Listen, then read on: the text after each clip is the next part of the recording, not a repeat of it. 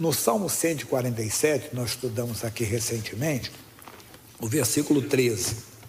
Eu trouxe aqui uma mensagem que vai te ajudar. Salmo 140, tem que ouvir a palavra, não existe fórmula mágica não. 147, 13. Porque ele fortaleceu os ferrolhos das tuas portas. E eu falei que tem muita gente que as trancas, ferrolho é trancas, a fechadura, a porta é frágil. Qualquer coisinha derruba aquela casa. Lembra do exemplo que eu dei? Até lembrei dos 3 porquinhos, né? Que um construiu a casa de palha, outro construiu a casa de madeira, outra de tijolo. E quando o lobo mau chegou, que assoprou lá e derrubou a casa que era de palha, que era de madeira. Eu falei, não, Jesus não falou do lobo mau, mas ele falou da casa edificada na rocha e a casa edificada na areia. Quem é da rocha? É aquele que ouve e pratica a palavra de Deus. Da areia é aquela pessoa que ouve, mas não pratica. Então, quando vem a tempestade, quando vem o vento, derruba aquela casa facilmente. Nós temos que aprender a edificar a nossa casa na rocha. Isso acontece quando nós ouvimos a voz da palavra de Deus. Então, muita gente está com a tranca fraca. Aí eu contei que eu era garoto e a minha mãe, nós morávamos numa casa que era de madeira. Era parte alvenaria e parte madeira. E a porta era uma porta frágil. Então, os antigos, pessoal que já morou, até tem gente que faz até hoje isso. Atrás das portas, o pessoal colocava panelas, né? E atrás das janelas também. Se alguém forçasse a janela ou forçasse a porta, o que aconteceria? Caía, barulho, todo mundo acordava, o ladrão saía correndo, né? Então era um jeito de espantar o ladrão. E eu falei que tem muita gente, então, que está com a porta fraca e tem que colocar não panela, mas tem que fortalecer. Como é que eu fortaleço? Veja o que está enfraquecendo as tuas portas. É uma mágoa, sou muito repetitivo, né? É um ódio, sou muito repetitivo, entenda bem, é um desejo errado que entra no seu coração, isso está aqui enfraquecendo a sua porta.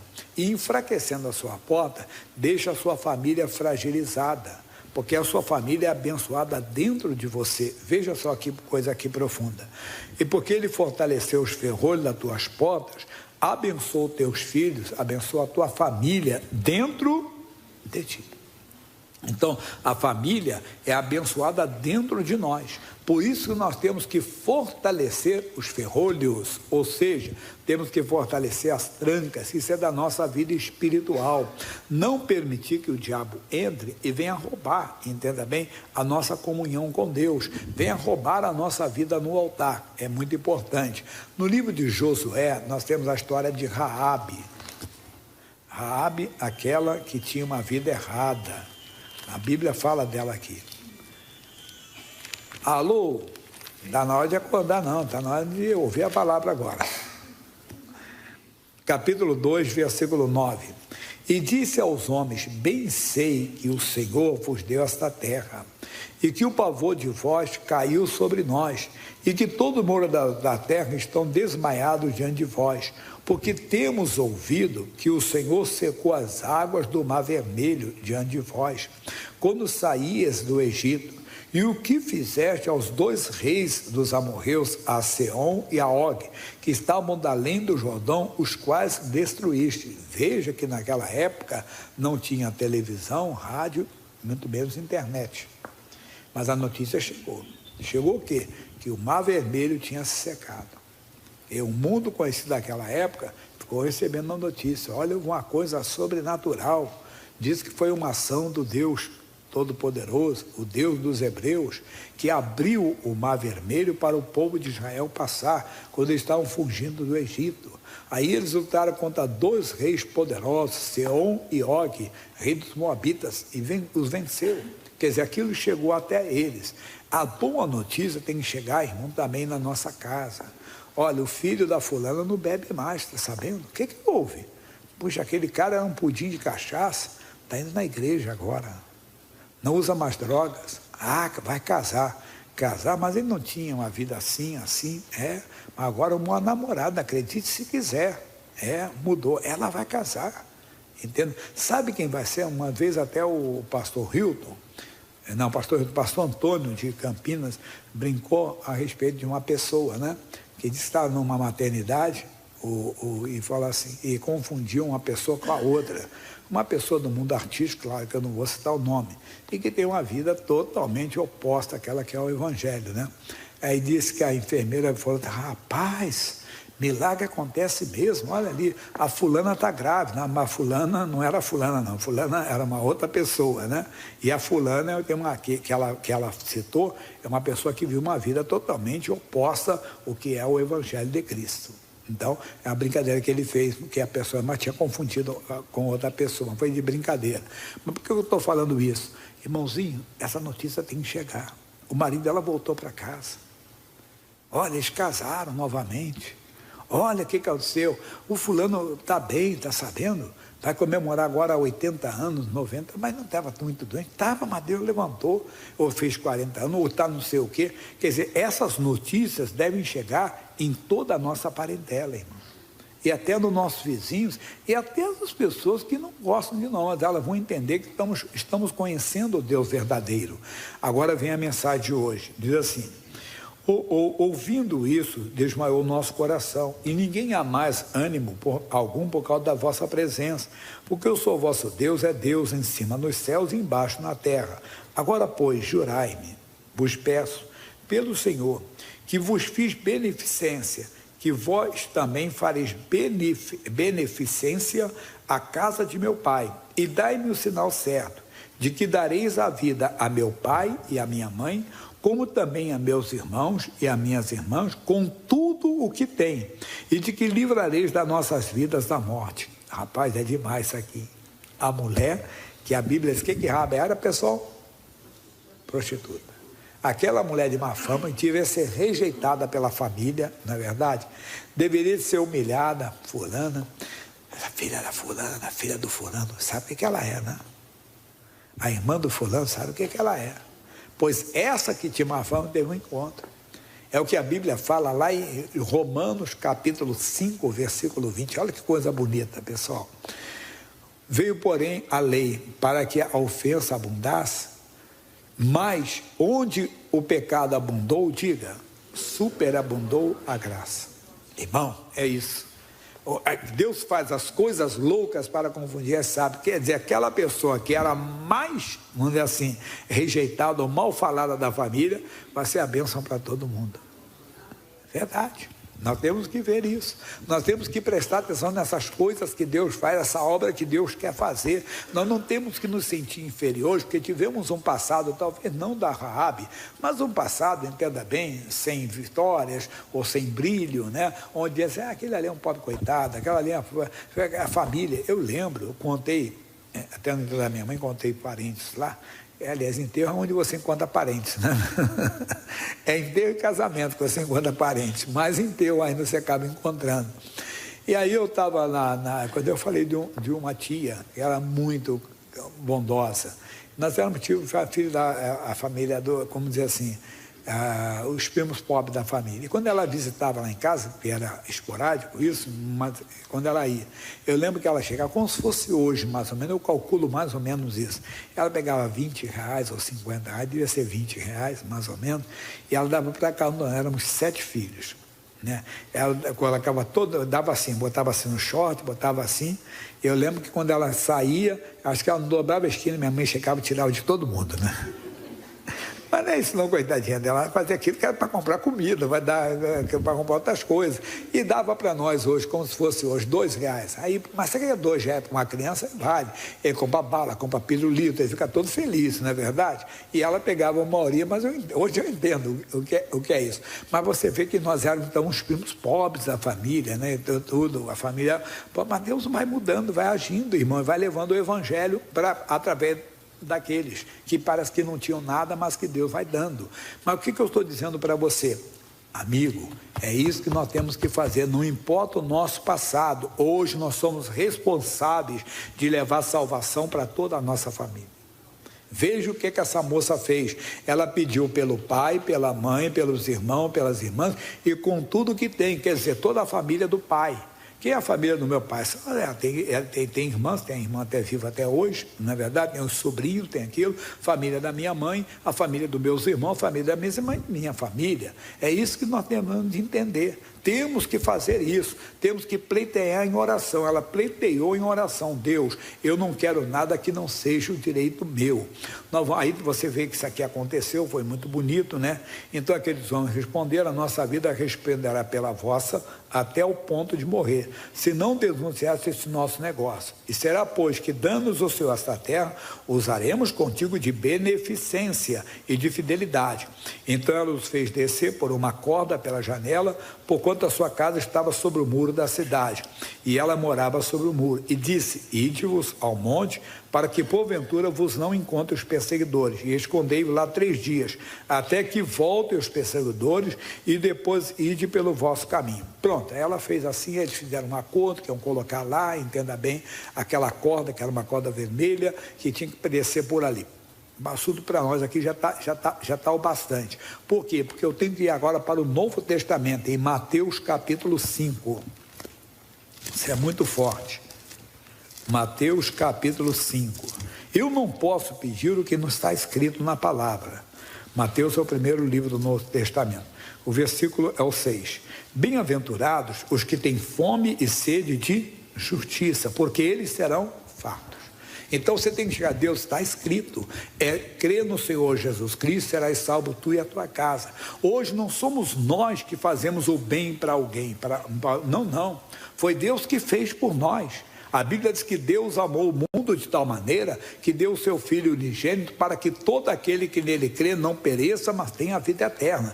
Então eu tenho que colocar diante de Deus o que está escrito. Deus, está escrito, eu só quero o que está escrito na tua palavra. Eu conto a história do Isaac, que é uma história linda, que ele lutou com Deus em oração durante 20 anos para que a sua esposa Rebeca engravidasse. Mas era mais do que isso, é porque Deus tinha falado ao pai dele, Abraão: em Isaque será contada a tua descendência. Somos nós, está escrito: crê no Senhor Jesus Cristo, serás salvo tu e a tua casa. Então nós temos que lutar pela salvação da nossa casa, nós temos que lutar pela salvação da nossa família. Está escrito o que ela falaria: eu quero a salvação da minha casa, porque vocês prometeram, eu fiz um bem para vocês. Hoje não somos nós que fazemos o bem, foi Deus quem fez por nós. Então nós temos que ser valentes, colocar toda a nossa família dentro de nós. Lembra do início?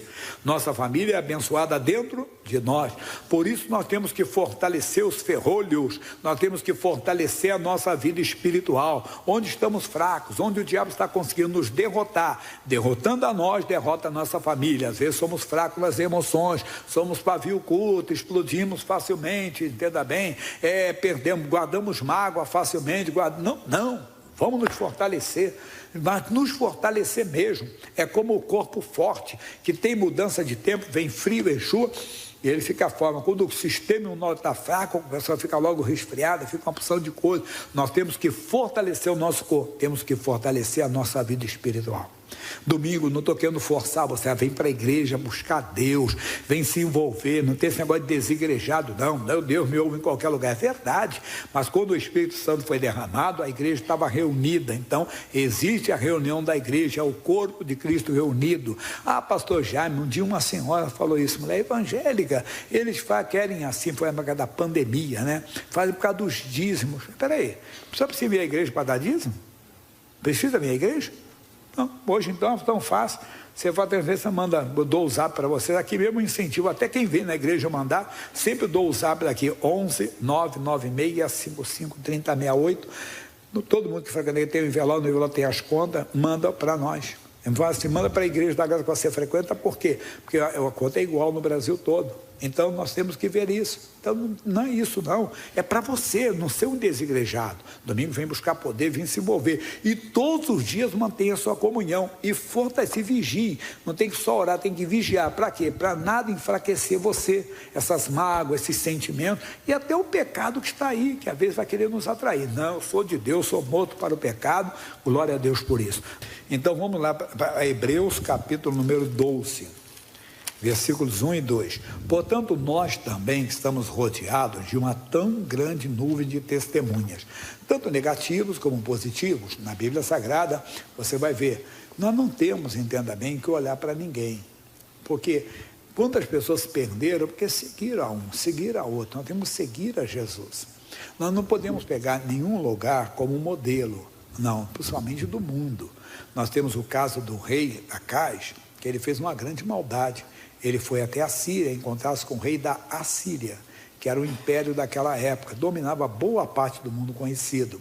Ele viu o altar e fez uma média, eu falo assim, foi político, né? Ele disse: majestade, que altar bonito, me dê uma cópia dele, a planta dele, que eu vou mandar lá para o meu sacerdote, ele vai fazer um igual, e eu vou passar agora, fazer as minhas preces nesse altar. Olha que maldade, porque o altar que estava em Jerusalém foi dado pelo próprio Deus. Somos nós, que às vezes, não precisa ler isso aqui agora não, isso aí está no segundo livro de Crônicas, no capítulo 28, e tem muita gente que faz isso, pessoal. Ele deixa de olhar para Jesus e começa a olhar o modelo de alguém. Não, nós temos que dar aquilo que Deus nos dá, aquilo que Deus nos proporciona, aquilo que Deus nos dirige. Nós estamos rodeados de uma tão grande testemunho.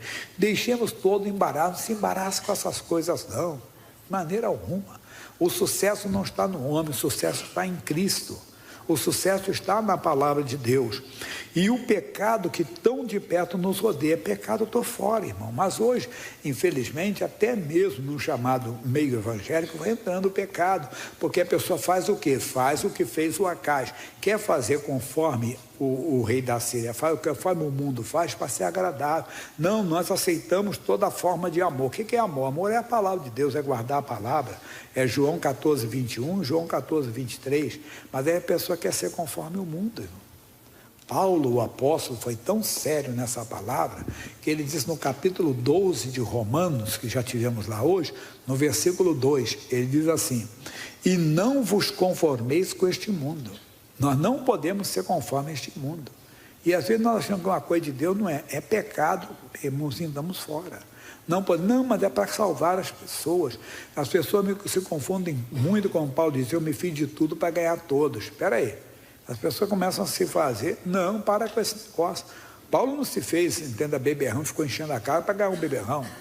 Não, tem que tomar cuidado com as palavras. Então, cuidado para você não se embaraçar. Nós não temos que olhar para ninguém, temos que olhar para Jesus. Aí ele vai falar isso para nós. Ele diz: corramos com paciência, tem que ter paciência. Não é porque alguém acendeu uma fogueira que o fogo foi tão grande, mas pode ser uma fogueira de jornal. Já ouviu falar fogueira de jornal? Ela faz um fogo tão rápido, mas também apaga rápido, acaba rápido. Não faça isso não. Nós temos que ter paciência. Deus vai nos dando, o crescimento quem dá é Deus, a sabedoria quem dá é Deus. A Bíblia diz que a prosperidade é dom de Deus para você. Você não tem que prosperar como os outros. Não, esqueça os outros, entenda. Hoje, o que mais tem é pessoas, mas isso não é só hoje não, sempre apareceram as pessoas para trazer riqueza rápido, e as pessoas querem enriquecer rápido. A Bíblia diz que Deus abençoará a obra das nossas mãos, irmão. Deus não vai fazer você enriquecer pisando nos outros, não, e muito menos tomando algo de alguém, fazendo alguém ter prejuízo para você ter lucro. Que negócio é esse? Isso não é partida de futebol não, que um tem que ganhar, outro tem que perder, não. Cuidado, então não entra nessa. A carreira que nos está proposta, o que Deus tem para você? No nosso caso hoje, qual é o nosso propósito nessa reunião? Muito bem, família. Não temos outro propósito, nós temos que olhar, focar no que Deus está nos dando para salvar a família, e não pegar outros modelos, mas o que Deus está nos dando. Qual é o foco aqui? Da corrente da família, a sagrada família, está certo? Um dia dobra os joelhos, outro dia dá uma rosa, que é o amor de Deus, outro dia joga fora no lixo, tudo bem, mas o propósito é o mesmo, família, é trazer a família para o altar, é salvar a família. Então diz: olhando para Jesus. O que é olhar para Jesus? Nós já aprendemos que não é olhar para uma imagem de Jesus. Não, nós não temos que conhecer Jesus como ele é, como homem. Hoje não, queremos conhecer Jesus como ele sempre foi. Quem fala isso é o Senhor através de Paulo. Na segunda carta aos Coríntios, capítulo 5, 16. Já leu isso aqui? É muito forte. Olha o que ele diz: assim que daqui por diante a ninguém conhecemos segundo a carne, e ainda que também tenhamos conhecido quem? Segundo a carne, contudo agora já o não conhecemos deste modo. Eu não quero saber se ele era moreno, se ele era claro, se ele era alto, se ele era baixo, entenda bem. Não, irmão, se ele era israelense ou palestino. Quer saber, tem essa confusão? Não, eu não vou, eu vou olhar para Jesus, irmão. Eu vou olhar para a palavra de Deus, como ele sempre foi. Como é que ele foi? Ele foi o verbo, João 1,14. O que diz? João 1,14. E o verbo se fez carne e habitou entre nós. Então Jesus é a palavra de Deus. Olhar para Jesus é olhar para aquilo que diz a Bíblia, olhar para aquilo que está escrito na Bíblia Sagrada, aquilo que está revelado aqui para nós. Então tire os olhos de qualquer pessoa, tire os olhos de qualquer igreja, tire os olhos de qualquer pregador e olha para Jesus. Claro, você tem que ter uma igreja para congregar, você tem um pastor que zela pela sua alma, que ora, entenda.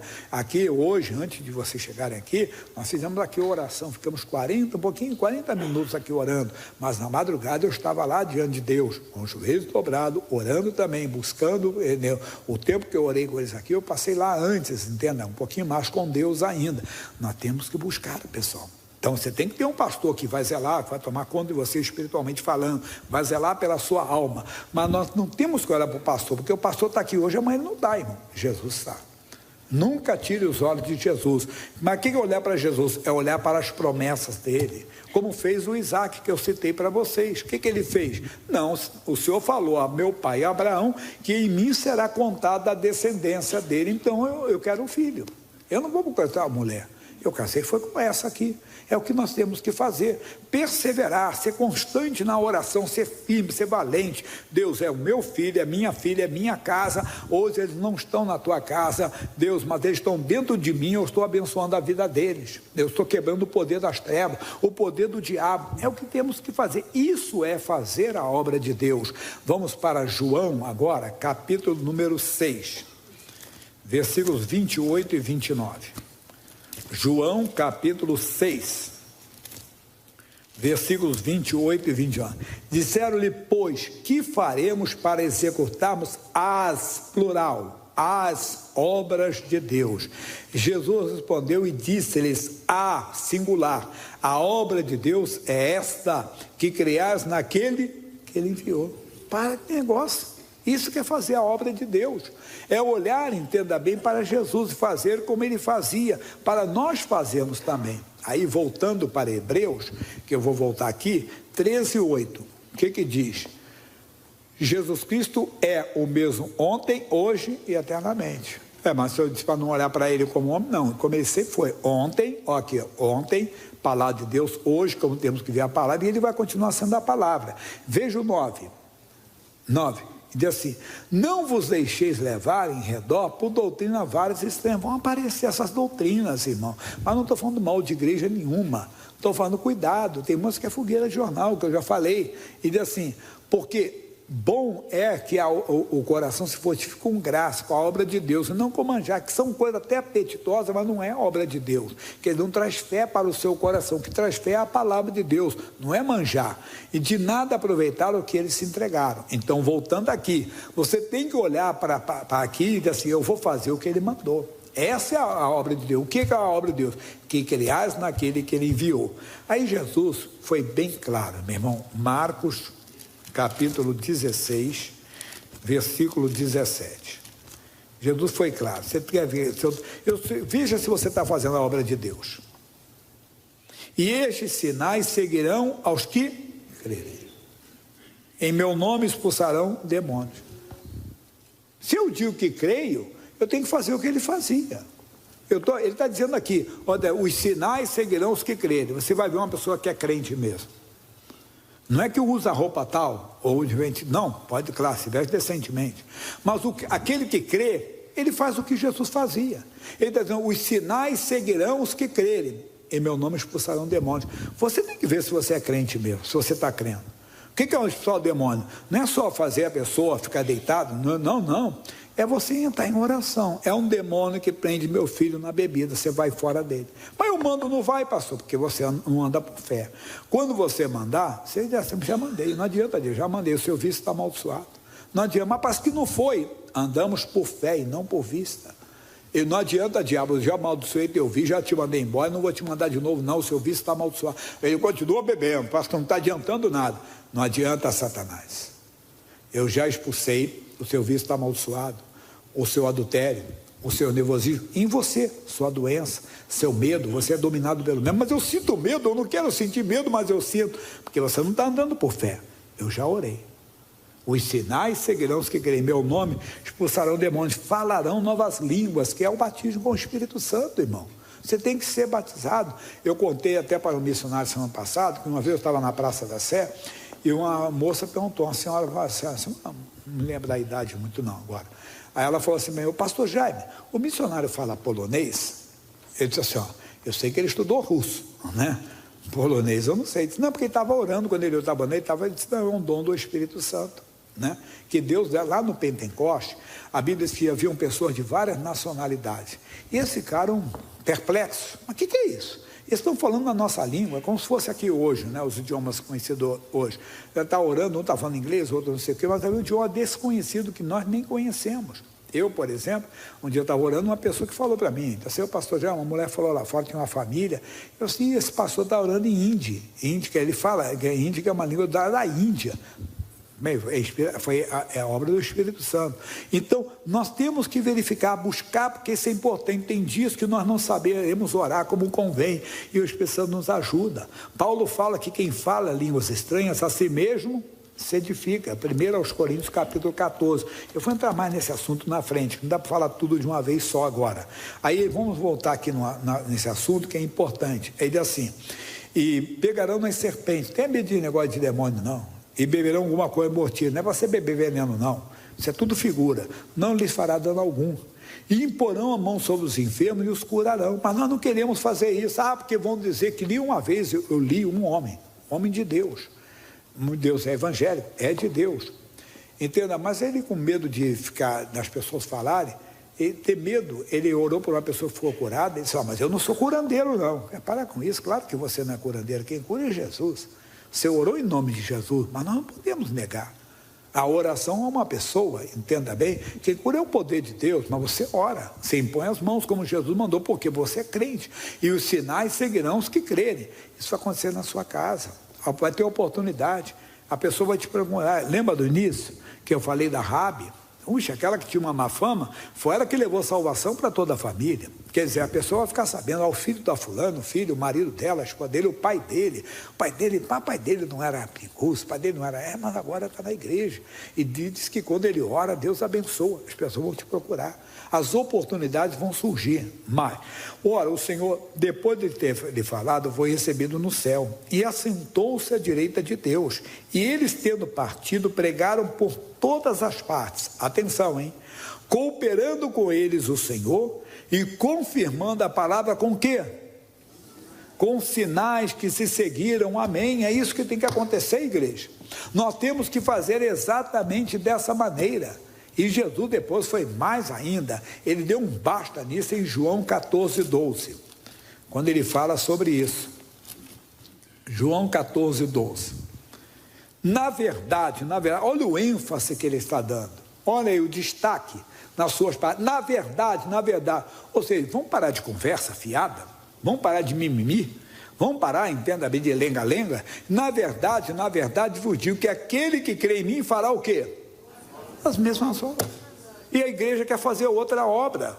Está certo, fará coisas maiores ainda. Paulo nunca fez, Pedro nunca fez, Jesus nunca fez o que o Pedro fez, Pedro não está registrado. Ele passou a sombra sobre as pessoas. Tudo bem. Hoje, com o Evangelho, porque quando Gordon Lindsay escreveu um livro chamado Sinais da Próxima Vinda de Cristo, ele falou da televisão.